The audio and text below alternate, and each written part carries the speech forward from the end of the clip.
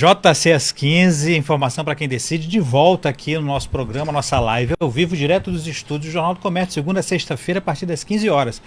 E hoje, terça-feira, é dia de Cultura em Tópicos. E Cultura em Tópicos, a gente tem aqui a presença luxuosa do nosso amigo Elcias Moreira, escritor, professor, editor, publisher aí do nosso selo editorial. Elcias, seja muito bem-vindo aqui ao nosso programa JC às 15, informação para quem decide. Boa tarde aos seguidores do Jornal do Comércio. É um grande prazer estar de volta nessa terça-feira. Hoje nós iremos fazer um programa em homenagem ao Dia Nacional das Histórias em Quadrinho, que aconteceu dia 30 de janeiro. No último dia 30 se comemorou em homenagem a esse universo que apresenta os primeiros passos de entrada na questão da literatura, da leitura, e também esse dia foi institucionalizado devido à primeira história em quadrinho publicado em 1869, foi o quadrinho chamado Nhonkin, ou Impressão de uma Viagem à Corte, do cartunista Ângelo Agostini. Esse que a gente está vendo na tela, eu sei. Exatamente, esse foi o primeiro quadrinho publicado no Brasil em 1869. Já há mais de 100 anos aí, e essa data, a partir de 1984, ficou instituída pela Associação dos Quadrinistas e Cartunistas do Estado de São Paulo, em homenagem ao criador desse quadrinho chamado Ângelo Agostini. Danilo, passa adiante aí, em homenagem àquela imagem do dia do quadrinho, por favor. O Danilo vai colocar aqui. E hoje nós contamos com uma presença ilustre que vai estar aqui na nossa bancada, debatendo esse tema do Dia do Quadrinho. Trata-se do quadrinista e produtor cultural Evaldo Vasconcelos, que também é responsável pelo grupo Ajuri, tem participação em vários eventos nacionais, e ele vai falar um pouco desse trabalho dele com os quadrinhos em Manaus, com a formação de novos profissionais e também a reunião de profissionais para montar esse movimento, esse pensamento, esse produto que realmente tem grande relevância na formação das pessoas. Boa tarde, Evaldo. Olá, boa tarde. Obrigado pelo convite. Evaldo, então, o Elcias muito bem colocou aí sobre a história do quadrinhos, e a gente vê o movimento emergência de quadrinheiros em Manaus, que não é uma coisa tão nova, mas ele veio se consolidando, esse movimento, né? Sim. Como é que ele conseguiu ganhar? Porque eu lembro, até conversando com o Elcias sobre a formatação da pauta, eu falando assim, cara, eu conheço, ligado à comunicação, a gente sempre lidou com essa questão da emergência do surgimento de uma nova geração de quadrinheiros da minha época. Certo. Mas naquele momento era difícil você trabalhar com publicações, mas agora a gente vê nos últimos anos, acho que nos últimos 5 anos pelo menos, a gente vê um movimento de publicações acontecendo, eventos. Como é que se deu esse salto qualitativo para o mercado local, a amazonense de quadrinheiros, ganhar essa repercussão, ganhar essa importância, com publicações diversas, valorizando inclusive a nossa questão regional? Eu vou fazer um pequeno retrospecto assim, para situar o ouvinte, né? Como você falou, inclusive você usou a expressão quadrinheiro, a pessoa que produz o quadrinho é quadrinista. Quadrinista. Tem várias... tem várias... Eu não quero dizer profissões, mas tem várias áreas de atuação dentro do quadrinho. Tem desde o roteirista, aí o ilustrador, colorista, diagramador, que coloca os textos, o balão e tal. Aqui em Manaus, isso é interessante, o termo quadrinheiro que você usou foi criado aqui em Manaus nos anos 90. É um neologismo, não existia. E se entende o quadrinheiro como a pessoa que é um fã de quadrinho. O quadrinista é quem produz, o quadrinheiro é o fã, é o divulgador, é um neologismo. Ele surgiu nos anos 90 aqui em Manaus, mas quando a gente viajou para Curitiba e Belo Horizonte, as pessoas estão começando a usar lá. Acho que com o tempo isso aí foi se disseminando. Indo para o retrospecto, né? Como você falou, nos anos 90 a gente teve um boom de produção aqui. Era uma coisa assim bem de fã, era bem amadora. Na época se fazia o que se chama fanzine. O que é o fanzine? Exatamente. É uma revista autoral. Não passou por uma editora, muitas vezes não passou por uma gráfica, muitas vezes ela é xerocada. Ela é feita de fã para fã. Eu produzo e aí vendo ou distribuo para os amigos para divulgar meu trabalho. Isso foi um efeito do período econômico que teve nos anos 90. Teve uma efervescência cultural, então naquele período se formaram, criaram-se gráficas, criaram-se editoras, teve um boom de produção local que eu digo, nacional. E isso chegou em Manaus. Localmente isso foi reproduzido, então também teve um grande boom de artistas naquela época. Só que Manaus até hoje ainda não tem um grande parque editorial, nós não temos grandes editoras, tem exceções, né? Valer, mas não dá para chamar de um grande parque editorial. Então o que aconteceu? Essas pessoas se desestimularam. Quem produziu quadrinhos nos anos 90 ou migrou para publicidade, ou alguns migraram para chargistas de jornal. Muitos chargistas de jornais que trabalham hoje são dessa geração dos anos 90 e alguns foram para fora. Seja eixo Rio-São Paulo, seja posterior. Tem muita gente que começou a produzir quadrinhos nos anos 90 aqui em Manaus, que hoje trabalha em outros países, ou no eixo Rio-São Paulo. E realmente, nos anos 2000, teve uma diminuição desses novos talentos. O que eu atribuo a essa retomada mais recente? Naquela época, o boom foi no sentido da economia. A economia estava a favor, então se produziu muito, se publicou muito, e isso gerou essa produção. Esse boom que você falou, que teve dos últimos 5 anos, já foi um efeito reverso.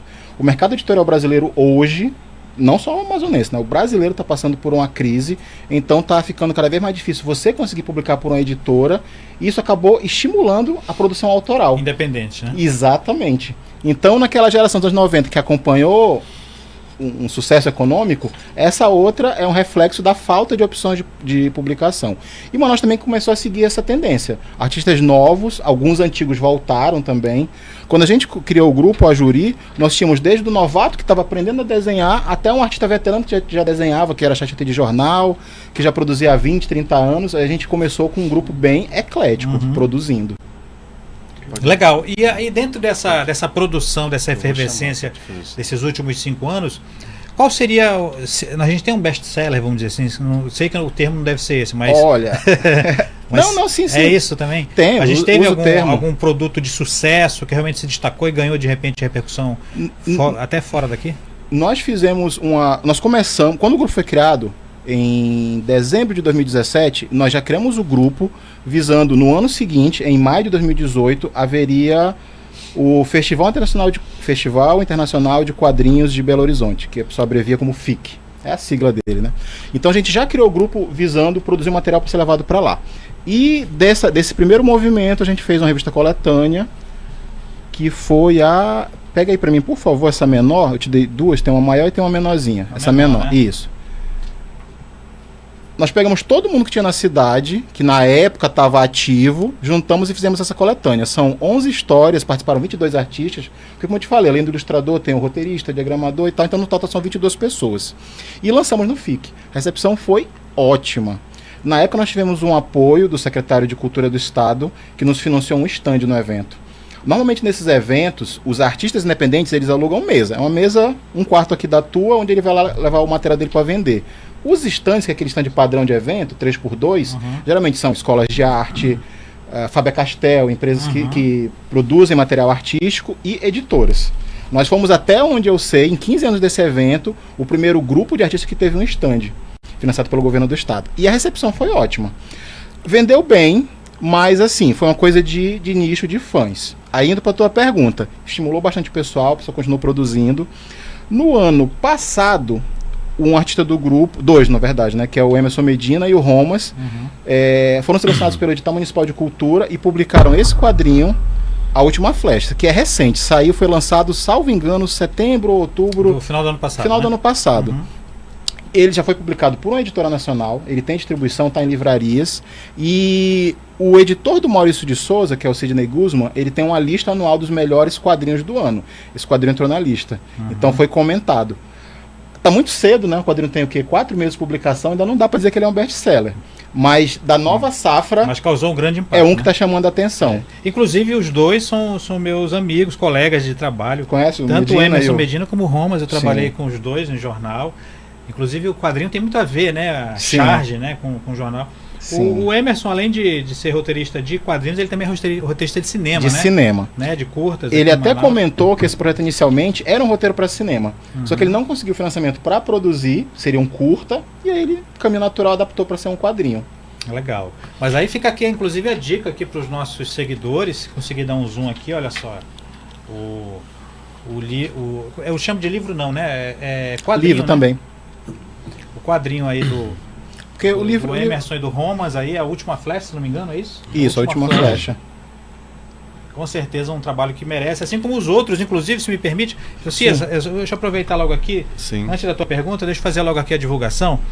Aqui a gente vai fazer o nosso tradicional sorteio para os nossos seguidores que acompanham aqui o Cultura em Tópicos. Sempre tem um produto legal para sortear entre os nossos seguidores, e a gente está aqui, ó, com exemplares aqui dessa publicação, que é a Juri Comics, que foi aquela primeira publicação. É de quando isso aqui?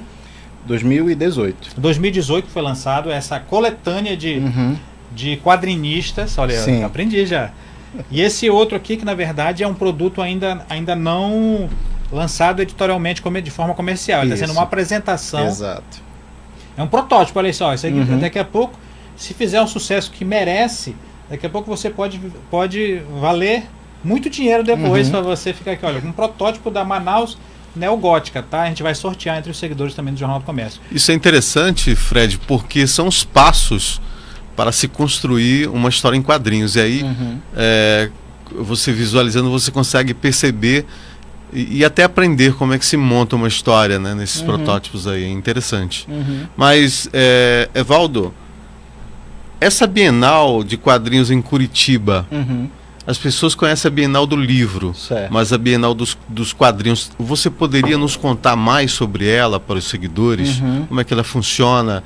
De quanto acontece de 2 em 2 anos também?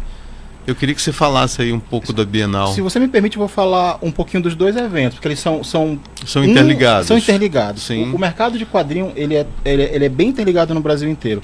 Inclusive, esses dois são os expoentes, são os dois maiores eventos. Existem, óbvio, eventos mistos. Por exemplo, a CCXP, que ocorre em São Paulo, ele é evento misto. Ele envolve quadrinho, animação, série, videogames. Esses dois eventos, o Festival de Curitiba e a Bienal de Belo Horizonte, eles são exclusivos de quadrinho.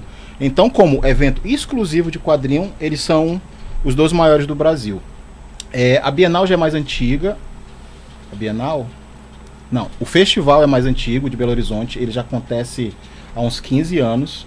E ele é um evento que ele já nasceu com o apoio do governo. O principal financiador dele é a Secretaria de Cultura de Belo Horizonte. E ele é um evento internacional. Então, os artistas locais de Minas Gerais, nacionais de todo o eixo, que o São Paulo, o Nordeste, vão para lá. E eles trazem todo ano um convidado internacional. E já vieram artistas japoneses, franceses, americanos. O festival a Bienal de Curitiba, porque os dois são tão interligados que eu vivo misturando os dois. A Bienal de Curitiba, ela é mais recente. Ela deve ter, eu acho que 6 ou 8 anos que foi criada. Ela deve estar indo para a 4ª ou 5ª edição. Ela também é um evento que tem o apoio do governo. No caso da Bienal, ela é financiada pela Secretaria de Cultura de Curitiba. Acontece inclusive no Museu Municipal de Arte Urbana de Curitiba, que é uma estrutura assim maravilhosa. Tem a biblioteca, a sala de exposição, e todo ano, os dois acontecem anos pares. Então, tivemos 2018, esse ano vai ter de novo os dois, a Bienal e o festival. E os artistas do Brasil inteiro.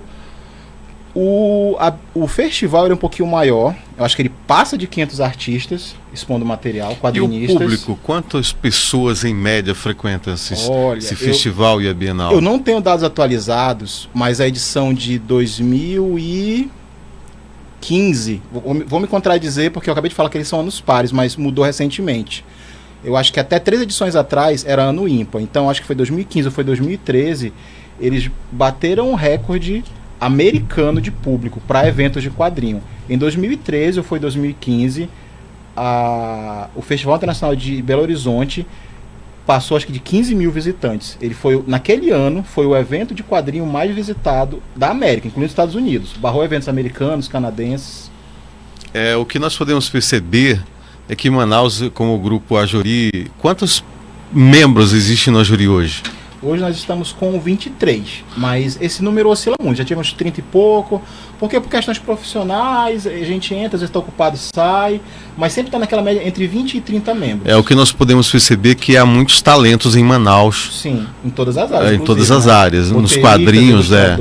Essa reunião de pessoas em prol desse projeto, que é o Grupo Ajuri, o que se pode fazer, o que vocês podem fazer para se mobilizar o grupo para se criar um festival, um evento que pelo menos se aproxime desses dois aí, bem conhecidos em Belo Horizonte e em Curitiba? O que poderia ser feito em Manaus para se ter um evento dessa altura, desse porte, ou pelo menos 50% do que sejam esses festivais? Nós temos essa proposta, nós estamos trabalhando para isso, e inclusive nós queremos seguir o padrão desses dois eventos. Uma das coisas que nós ainda não temos é representatividade. Como os dois são eventos municipais, feitos pelas suas respectivas secretarias, todos os dois dão destaque para os artistas locais. Então, se você for em Curitiba, vai ter artistas americanos visitando o evento, paulista, baiano, mas todo o destaque, as exposições, os lançamentos é focado no artista curitibano. Em Belo Horizonte é a mesma coisa, financiado pela Secretaria Municipal de Cultura. Então, as exposições, os lançamentos, o destaque é o artista mineiro lá. Nós temos um grupo já grande, mas ainda em formação. A gente ainda não tem como fazer aqui em Manaus um evento que desse destaque para artistas amazônicos, porque ainda não temos produção para isso. Mas a gente está crescendo rápido. A nossa expectativa é que para o ano que vem a gente já tenha condições de fazer isso. Aí se entra em negociação com o governo para ver financiamento, com patrocinadores privados, venda de marketing para divulgação de editoras, de empresas da área, que trabalham na área. E esse ano o nosso foco, seguindo para esse objetivo, é de formação. Nós tivemos, o grupo já tem 2 anos, nesses 2 anos foram 6 artistas nossos que foram selecionados para o Edital Municipal de Cultura. O Edital Municipal de Cultura, ele tem prêmios de 10 a 100 mil e vai desde a área de produção, então você quer produzir em todas as áreas. Você quer produzir uma peça de teatro, publicar um livro, fazer um curta, eles têm prêmios para todas essas áreas. Nós tivemos desses 6 prêmios, 5 de produção, que é efetivamente para publicar livros. Esse do Medina foi o primeiro, ele foi contemplado ano retrasado, então ano passado já foi produzido.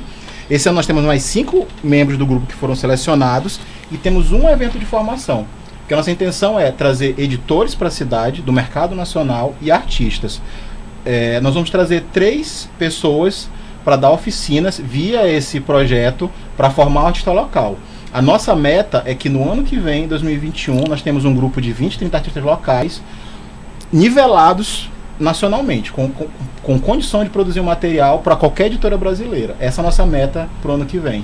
Eu estava conversando com o Fred Novaes, que tem uma verdadeira vivência, foi uma testemunha ocular da história dos quadrinhos em Manaus, porque ele sempre esteve ligado a jornais, e falou, e nessa história que ele tem desses testemunhos vivos, na época dos anos 80, 90, houve movimentos também, mas parece-me que foram movimentos isolados.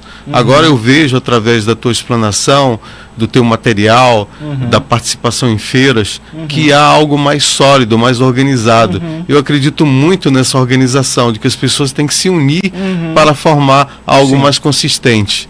Concordo. A união, eu acho, de primordial em qualquer objetivo. Exato. E na cultura, especialmente, a gente vê, por exemplo, a questão de movimentos, né?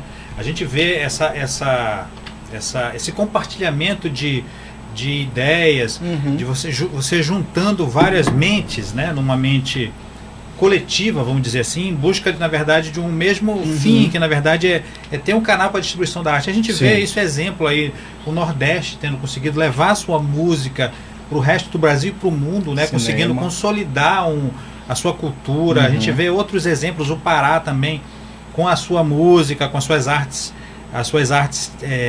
cênicas, dentre outras manifestações culturais, criando uma espécie de movimento. E acho que Manaus, durante um tempo, ele se ressentiu exatamente como vocês colocou, de uma articulação que conseguisse englobar, vamos dizer assim, várias mentes que estavam distribuídas aí, fazendo produções, mas como você bem colocou, Evaldo, muitas vezes desanimado enxergando a dificuldade, o tamanho da dificuldade de você conseguir Produzir levar mercado, adiante, né? o seu sonho, né? De repente ter produzido algo que você fez. Então, realmente, a gente só tem a parabenizar o movimento do Grupo Ajuri, de ter conseguido aglutinar tantos talentos e conseguir ainda abrir a possibilidade de agregar mais gente, né? E dentro disso eu até te faço uma pergunta, Evaldo. Hoje a gente tem um trabalho de formação, existem canais para, vamos dizer assim, alguém que esteja nos acompanhando nessa nossa entrevista e querendo assim, cara, eu queria desenvolver isso aí. Como é que faz? Tem algum canal, alguma dica para passar para o nosso seguidor? Nós temos algumas escolas particulares na cidade para quem quiser começar a produzir quadrinho. Mas a própria Secretaria Estadual de Cultura, lá no Cláudio Santoro, como é que chama? Cláudio Santoro é ateliê, não, esqueci o termo. Centro? Ele é uma escola de formação artística, tem um termo específico, me fugiu agora.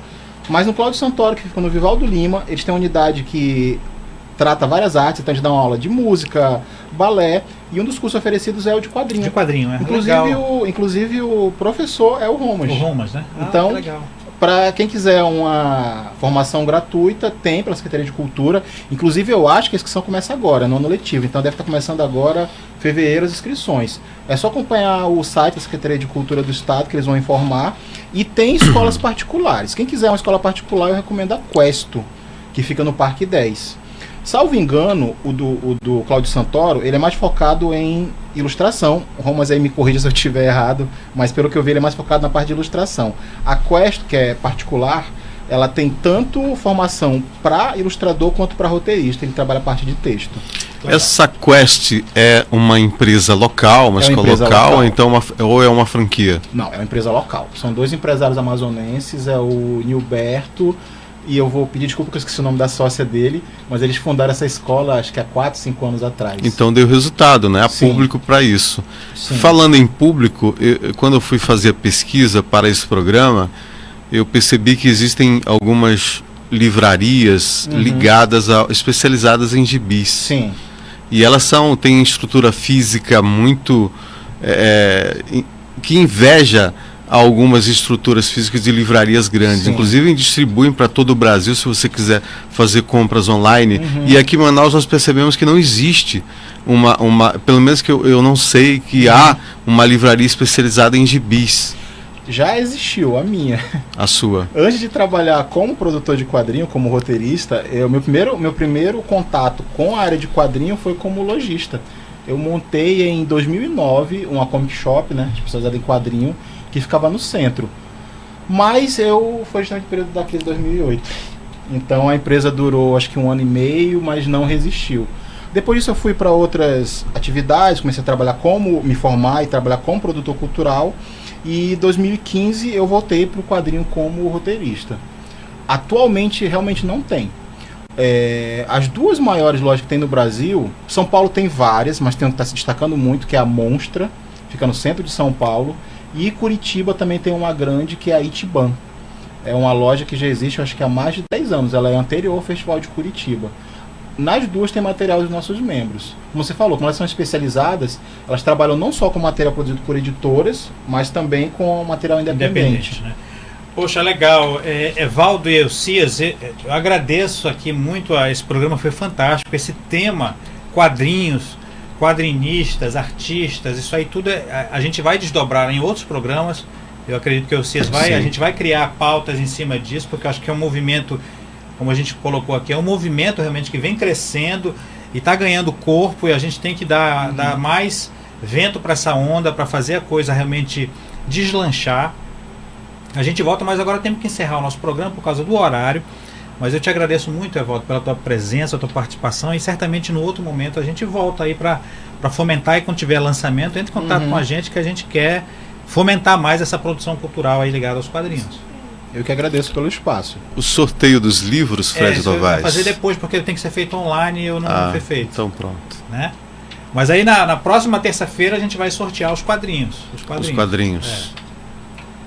Então, eu queria agradecer os seguidores do jornal, os seguidores das redes sociais, ao Evaldo Vasconcelos, pela presença aqui para mostrar o seu trabalho, o trabalho do Grupo Ajuri, a produção que está sendo feita em Manaus, uma produção que já é uma realidade e é algo consistente e que precisa ser também agregar outras pessoas a esse movimento. E eu desejo o melhor para o Grupo Ajuri, que tenha sucesso, expansão, e pode contar com a nossa colaboração, que pudermos colaborar nessa caminhada, nessa jornada, nós estamos aí. Muito obrigado, Evaldo, pela presença. Bom, eu que agradeço a oportunidade e eu gostaria de convidar os leitores a nos acompanhar nas redes sociais. Nós estamos trabalhando basicamente no Instagram atualmente, pela questão do quadrinho ser uma coisa mais visual, a gente optou por Instagram para poder postar a arte dos ilustradores. E nos acompanhem porque segundo semestre nós vamos fazer... Qual é o perfil? Chama Ajuri HQ. A-J-U-R-I-H-Q. Tudo junto. Isso, você nos encontra lá. E no segundo semestre teremos uma oficina com 2 grandes ilustradores nacionais e um editor nacional que nós vamos trazer para a cidade para manter essa formação contínua dos nossos artistas locais. Legal, esse foi o nosso JC às 15, informação para quem decide. Lembrando que essas 2 publicações aqui, essa do Manaus Neogótica, como também a Ajuri Comics, está aqui, ó. A gente vai criar para nossas redes sociais uma postagem e quem comentar, quem curtir, comentar e compartilhar essa postagem vai estar participando ao sorteio. Na próxima terça-feira a gente dá os nomes aí dos ganhadores que precisam me pegar aqui no jornal, os seus exemplares. Então essa foi o nosso programa de hoje, JC às 15, informação para quem decide. A gente promete voltar amanhã, se Deus assim permitir, a partir das 15 horas. Um grande abraço e até lá.